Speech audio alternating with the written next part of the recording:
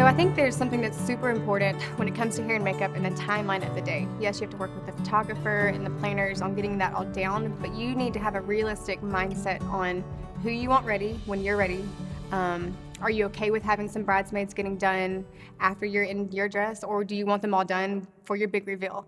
A lot of brides don't really think about that part of it. They just think, okay, the girls need to be ready for pictures at this time, so that's in my mind when I think I'll get them ready, done at that time. But they think, but I want them ready when it's, my time to be in my dress, and they, I want to do this big reveal, and some of them don't have on makeup, and they're upset. So talk with them through that. If you're okay with them not being ready, it's totally fine with me. That gives us more time to just get y'all ready, and y'all get to relax a little bit more. Otherwise, it may be an earlier start time. When you make a timeline, we encourage all of y'all to make one where the bride is never first and she's never last. That'll give her time to process, enjoy the day, eat lunch, cry, hug your grandmother, all those fun things. But make sure there's plenty of time to add buffer if you need it. And we try to keep our timelines on a strict, because obviously the photographer has a timeline, videographer, everyone has a timeline. We do have buffer time in between there, but obviously if you know that bridesmaid is known to be late, then don't book her the first, because that's going to throw off everybody else. So if she's known to be late, why don't tell her, towards the end after the bride, and that way we have that buffer time to be able to get everybody and be able to spend that time with everyone. When you get engaged, I would encourage all the brides to go ahead and contact your photographer for sure, but hair and makeup artists quickly behind that. They're only selected few people that travel on location. And if it's an artist that you really want and you want their style, I would encourage you to do it now. Yes, because we book up quick.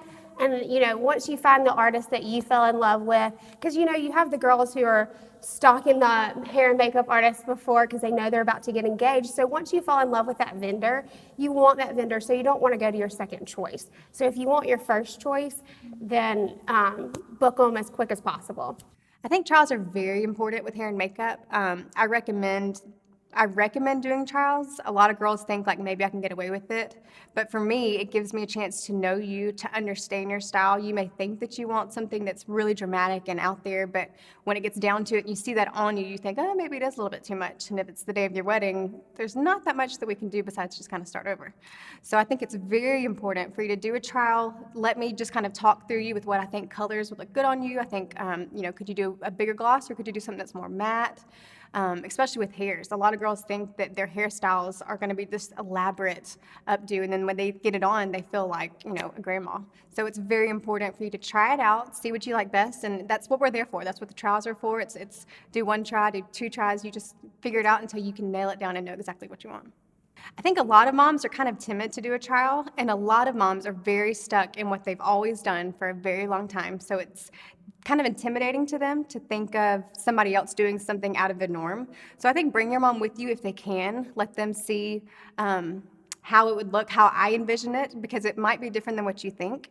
And I think they might like seeing, okay, I can do this. I feel confident. It kind of gives them a sense of okay, I know what I'm going to look like. I'm okay with it. I got the dress. It ties it all in.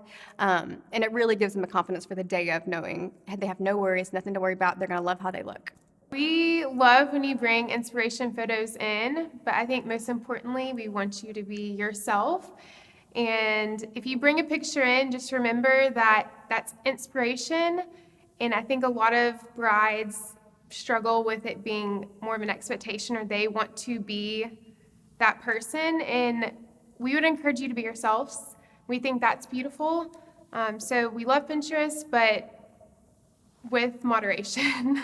And I feel like on your wedding day, you just need to be an amped up version of you, because obviously you don't want your groom to look at you on the first look like, who is this? Is this my bride? Is this the person I'm getting married to? So again, going back to those pictures, let's keep that to inspiration, not expectation. I think for some girls, when they think of hair and makeup, they see Pinterest and they see all these beautiful pictures of brides, and they think that that's exactly what they're going to look like. And they have this picture in their head that it's almost kind of intimidating, thinking whoever I get to do it, she's going to just go crazy and not even going to look like me.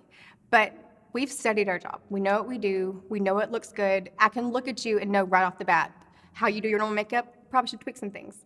So I know when I do your hair and makeup for your wedding, I want you to look your best. I want you to look beautiful, and I just want you to feel like the best version of yourself. So trust us. Trust that we know what we're doing. We want the best for you, so we're gonna do exactly what you're gonna love. I would say on your wedding day week, month, don't try any new products. Skincare, when you try new skincare, your skin wants to purge all of the things that are in your skin. So that comes with pimples and could possibly be a rash. So try not to, stick with what your skin knows. If you're going to get a facial before your wedding because you want that glowy skin, try to do it a month before. So if you do have a reaction, you won't have a freak out before your wedding day. When it comes to picking out your lipstick at the trial, which again, it's really important to do the trial, it allows you the option to either take a picture of what I use so you can go out and get it, or I can provide it as a just add-on to your trial, bring it the day of the wedding. That way you don't have to worry about if I'm not there for touch-ups after the ceremony and you've been kissing all over your husband now, and you want to reapply some lipstick, you'll have it with you and you won't have to worry about, oh no, I don't have a shade that matches. And a lot of girls don't think about their bridesmaids either. I may put on a light pink and all of a sudden come the rehearsal time, they put on this bright red because they didn't have the color that I had. So it allows y'all the chance to keep that look the whole day, to stay the same and to not have to worry about looking any different from one picture to the next. I would say as a bride not to be worried, not to worry about doing something that you're not comfortable with. A lot of girls think that I'm a bride now, I have to have this big, dramatic, beautiful hair and makeup done. But if you're a more natural girl, natural looks can be just as beautiful as a big, dramatic one. So I would say not to be timid or shy to think, I can't just be myself with just a little bit of makeup on, because you can. There's a ton of ways that I can enhance your natural beauty with very little makeup versus having to do this big, dramatic look, which the big, dramatic looks are beautiful, and some girls pull them off, and some girls just, that's not for them. So don't be afraid to do something that is just soft and simple. I would say definitely go with an artist that has your style. If you're classic, go with someone who has simple, clean looks. If you're edgy, go with someone that's a little more edgy. But we would encourage you to go with someone that you love and someone that has established work and a portfolio that you can look at pictures.